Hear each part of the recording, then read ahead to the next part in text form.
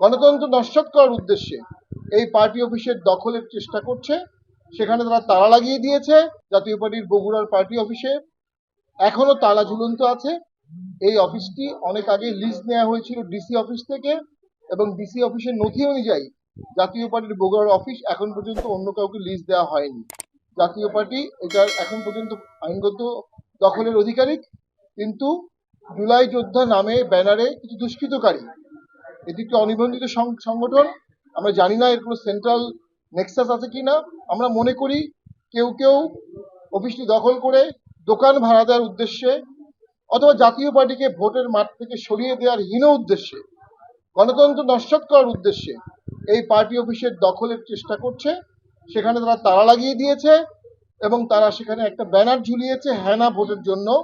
আমরা মনে করি গণভোট অবশ্যই একটি সম্মানিত বিষয়, কিন্তু কারো পার্টি অফিস দখল করে সেখানে গণভোটের ব্যানার লাগিয়ে গণভোটের বিষয়টিকে চাপিয়ে দেওয়ার একটা চেষ্টা করা হচ্ছে।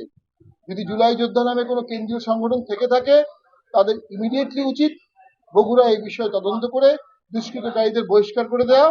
নির্বাচন কমিশনের উচিত তফসিল পিরিয়ডে এই মুহূর্তে যে কোনো মূল্যে এই অফিসটি আমাদের খুলে দেওয়া। আমরা মনে করি এই একটি ঘটনা, an act of injustice is threat to justice anywhere everywhere in the world।